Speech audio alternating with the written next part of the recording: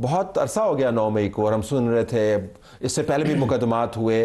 जब खबर आती है तो बड़ी सनसनी फैलती है। तो ये हम उस किस्म की सनसनी के साथ डील कर रहे हैं या ये मुख्तलिफ चीज़ है? देखिए, ट्रैक रिकॉर्ड देखें तो बिल्कुल ऐसा ही है। प्रोसिक्यूशन की जानिब से कहीं थोड़ी बहुत ही कमजोरी थी भी, लेकिन हमारी जो अदलिया है उसने यानी दिल खोल कर इनको जमानतें भी दी हैं, क्वाशमेंट भी की है, डिस्चार्ज भी किया बहुत से मुकदमात के अंदर। तो ये जो 9 मई के को बेसिकली जिस तरीके से जो नैरेटिव था उसको बड़ी जो है वो सपोर्ट मिली तहरीक इंसाफ की कि ये फॉल्स फ्लैग ऑपरेशन है। हालांकि देखा आपने, जितने कायदीन हैं इनकी फुटेजेस देख रहे हैं वो खुद अपने मुंह से बोल रहे हैं। अब कई जगहों पर तो इस तरह हुआ है कि अदालतों ने जो वीडियो का एविडेंस था उसको मानने से इनकार कर दिया। ठीक है, अब जब वीडियो का एविडेंस आप नहीं मान रहे, वो बंदा उससे पूछें जी आपने ये स्टेटमेंट दिया नहीं दिया, इस हद तक उन्होंने जो है ना उस बात, तो ये उससे कितना मुख्तलिफ होगा फिर?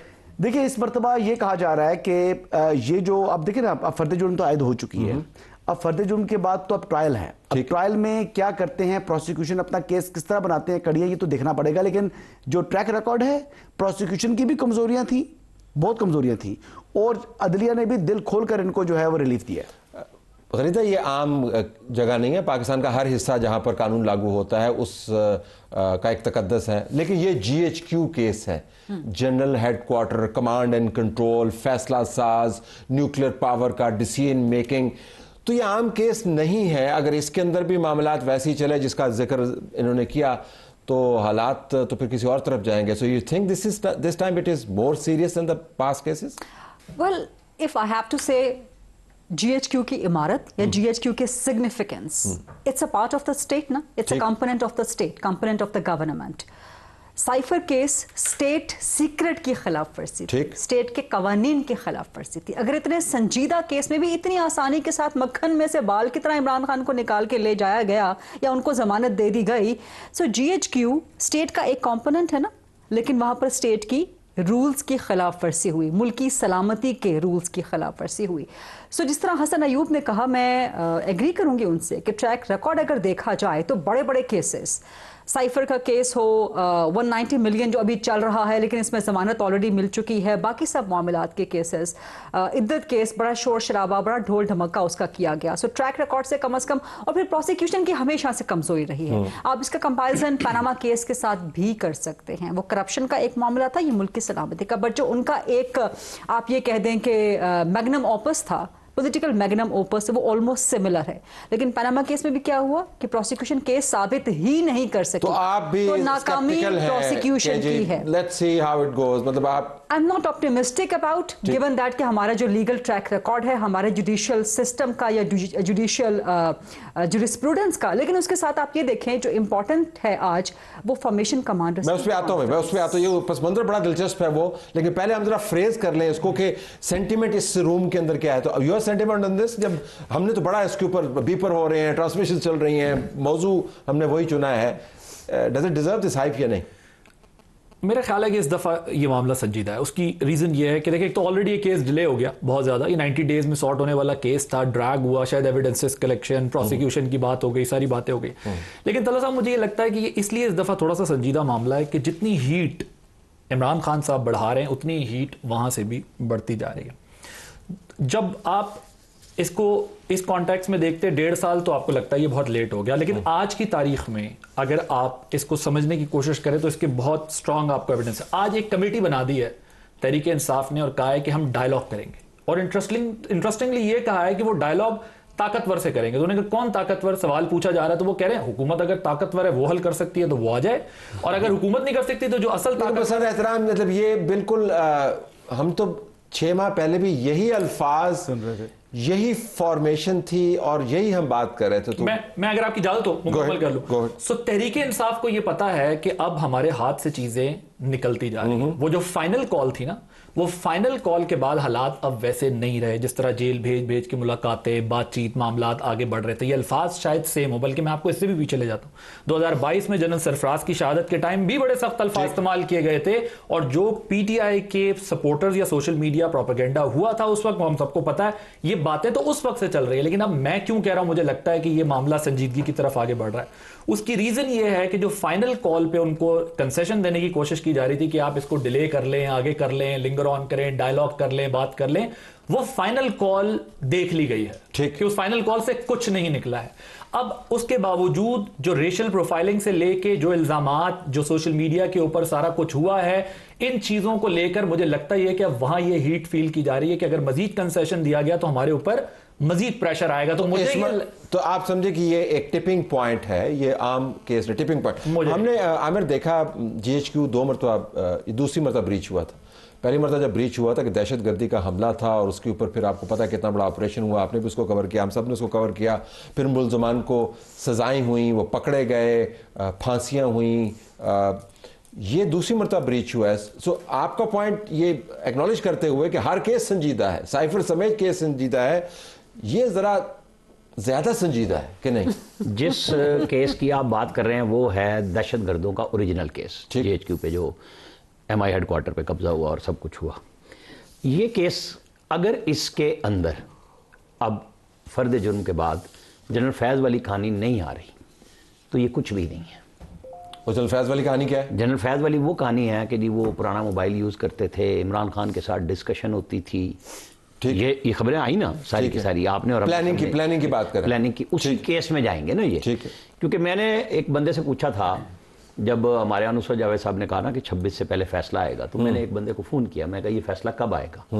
उसने मुझे कहा दिसंबर के आखिरी हफ्ते में। मैंने उसके ऊपर कोट ट्वीट कर दिया कि ये मुझे ये इतला मिली है।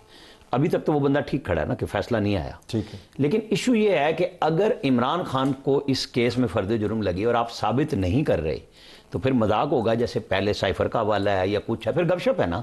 फिर वो कहानी ठीक हो जाएगी जो वावड़ा साहब बेच रहे हैं कि जनाब ये तो रिप्रोचमा हो रहा है पीपल्स पार्टी और इनके साथ और फलाना मिलाना, ये नहीं।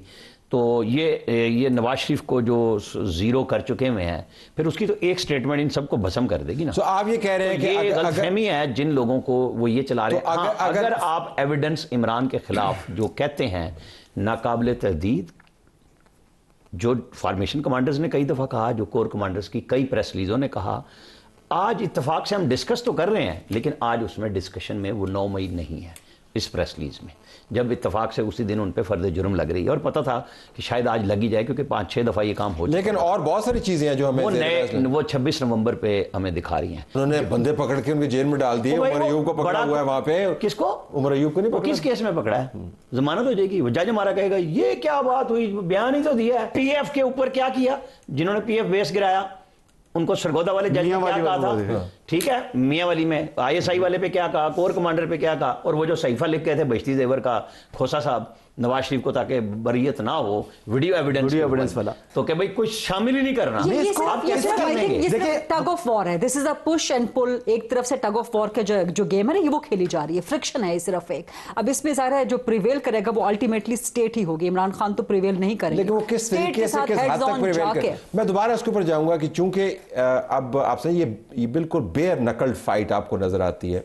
अगर आप फॉर्मेशन कमांडर्स की प्रेस रिलीज को देखें और जो मैंने तरतीब बयान की, तमाम पाकिस्तान के खारजी अमूर और क्लियर एंड प्रेजेंट डेंजर, दहशतगर्दी, बलोचिस्तान, अफगानिस्तान, कश्मीर एक तरफ जी, नंबर वाइज अंदरूनी फेक न्यूज इदारों को मलायन करने का वो एक तरफ जी। तो अगर वहां पर सोच का तवाजन ये है तो फिर तो उस तवाजन का इजहार होना चाहिए ना।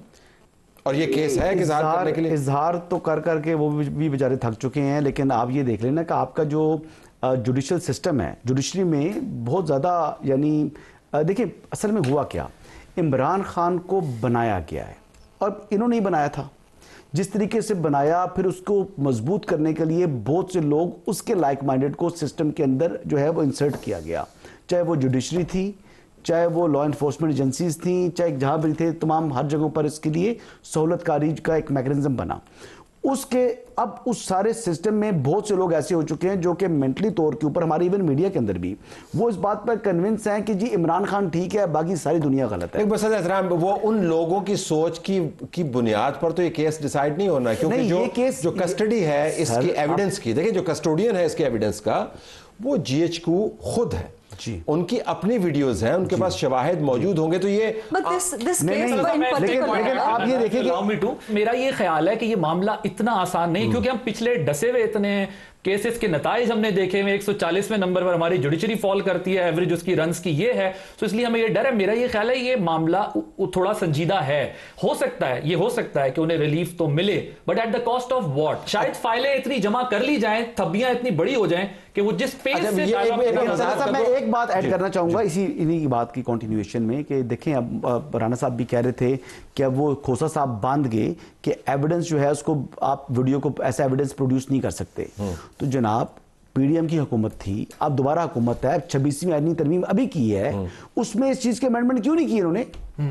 आप इस चीज को अंडू कर सकते हैं, आप पार्लियामेंट हैं, आपके पास इख्तियार है। देखिए, अगर किसी ने अपनी बोगस के अंदर, नवाज शरीफ के बोगस के अंदर एक ऐसा फैसला लिख दिया, तहरीर कर दी है जो कि आप समझते हैं कि डेली लाइफ के अंदर आपको एविडेंस को एग्जिबिट कराने के हवाले से मुश्किल आती है, तो अंडू मैंने करना है, आपने करना है या उन्होंने करना है, लॉ मिनिस्टर ने करना है। देखिए, एक और भी मसला है, आप प्राइम मिनिस्टर की का स्टेटमेंट सुने तो वो कहते हैं हाथ तोड़ देंगे, चीफ मिनिस्टर पंजाब का स्टेटमेंट सुने तो वो कहती हैं कि ये फितना है, इसको खत्म करना है। राणा सनाउल्लाह साहब कहते हैं कि हमने बात करनी है, ख्वाजा साद रफीक साहब कहते हैं हमने डायलॉग करना है, जुडिशल तहकीकात होनी चाहिए। सो आप इस स्टांस के साथ तो आप मुकाबला नहीं कर सकते। अंग्रेजी में एक मुहावरा वो अक्सर हम लिखते होते हैं इदारिये लिखते हुए कि hard words break no bones, लेकिन ये हमने देखा है कि सख्त अल्फाज की ऐसी सप्लाई है, ऐसी मंडी है कि आप सिर्फ सख्त अल्फाज नहीं, सख्त फैसले वज़ीर आज़म ने कहा था। हाँ, उन्होंने कहा फैसले लेने का वक्त आ गया। तो अब ये क्या उनमें से एक आपको होता हुआ नजर आता है? क्योंकि वो मैं इनके बात से इत्तेफाक करता हूं, फ्रैंकली ये स्टैंड अलोन मेरिट भी है इस केस का, 9 मई के हवाले से भी है, लेकिन इसका स्टैंड अलोन मेरिट है क्योंकि इसका सिंबलिज्म बहुत बड़ा है। तो और इस केस के अंदर, और हम ये बिल्कुल नहीं चाहते कि बगैर वजह के किसी को सजा मिले, लेकिन हम ये भी चाहते हैं कि जब रियासत एक स्टैंड ले लेती है तो सारी दुनिया की नजरें उसके ऊपर लगी हुई हैं, आपको सारी दुनिया देख रही है कि आपके दरवाजे पे हमला था, फर्द जुर्म आयद हुई है। तो इससे पहले कराची एयरपोर्ट पे हमला करने वाले दहशतगर्द इन्हीं अदालतों से छूटे नहीं है। खैबर पख्तूनख्वा में कई हमले करने वाले, मसाजिद पे और दीगर हसास इदारों पे हमले करने वाले, मियां वाले में हसास इदारे पे हमला करने वाले, पीएफ बेस पे हमला करने वाले, क्या वो सब टेररिस्ट अदालतों से छूटे नहीं है? उनके हवाले से we have to face the reality. हमारे जुडिशियल सिस्टम का प्रॉब्लम है। अगर ना होता प्रॉब्लम तो 9 मई के लोगों को आज तक लटकाया जा चुका होता। उसके बाद not quite optimistic, I am not quite positive about the outcome of this. अगर आपसे बात कर लेते हैं, वो केस लगा हुआ है सुप्रीम कोर्ट के कॉन्स्टिट्यूशनल बेंच के सामने है कि सिविलियंस का ट्रायल मिलिट्री कोर्ट में हो है या नहीं हो सकता, और जाहिर है उसके ऊपर हम ज्यादा बात नहीं कर सकते। लेकिन अगर यहां पर मामलात ऐसे ही चले जैसे कि एक रूम के अंदर कंसेंसस में नजर आ रहा है, फिर इवेंचुअली इसको डिसाइड करना पड़ेगा कि ये फिर मिलिट्री कोर्ट्स में तो जाना होगा इसको, अगर अदालत ने अलाउ किया तो। वो जो हसन बात कर रहे थे ना कि जी ये किसने बनाने हैं कानून कवानीन, 26वीं तरमीम करा ली, जहां चाहिए था वो काम किया। असल बात सच्ची ये है कि आपको एविडेंस बाकायदा जाके जमा कराना चाहिए, मीडिया सामने बैठा हुआ हो और वो रिपोर्ट कर रहा हो कि जी ये थे वो हमारे। कोर्ट ऑफ लॉ गंदा करे, सही करे, आखिर मुझे और आपको जाना तो वही है केस लेके। आपको वहां जाना चाहिए और उन जजों का जो ठट्ठा उड़ाए उसका जवाबन आपका प्रोसिक्यूटर उड़ाए। अगर इरफान खड़ा होकर सुप्रीम कोर्ट के चीफ जस्टिस को ललकार सकता है, इरफान कादिर, तो हमारे बाकी वकीलों में क्या है? ये सारे क्या जज लगने के लिए भर्ती होने होते हैं कि मेरा जज तेरा जज? कब तक चलेगा ये काम? ये मुल्क नहीं चलाना हमने। इशू ये नहीं है कि इसमें इमरान खान है, इशू ये है कि इसमें पाकिस्तान शामिल है। कि आपने लोगों को रियासत के ऊपर आज़ादी देनी है या आपने कहीं तो ब्रेक लगानी है। Okay, let me take a break है, ब्रेक आप लोग इस्तेमाल किया। ब्रेक लेके वापस आएंगे इसी मामले के ऊपर, क्योंकि ये सिर्फ ये फर्द जुर्म नहीं है। इससे पहले मीडिया के अंदर ISPR की तरफ से GH को रिप्रेजेंट करते हुए, बल्कि तमाम सर्विसेज को रिप्रेजेंट करते हुए, ISPR सिर्फ फौज का नुमाइंदा नहीं है, ये तमाम सर्विसेज को रिप्रेजेंट करता है। रिप्रेजेंट करते हुए रियासत ने 9 मई के हवाले से और GHQ के ऊपर हमले के हवाले से अपनी तरफ से प्रेस रिलीज जारी की थी, जिसके अंदर वाज़े अंदाज से कहा था कि नाकाबिले तरदीद शवाहिद मौजूद है और हम इनको नेल डाउन करेंगे। सिर्फ मामला इसी फर्द जुर्म का नहीं है।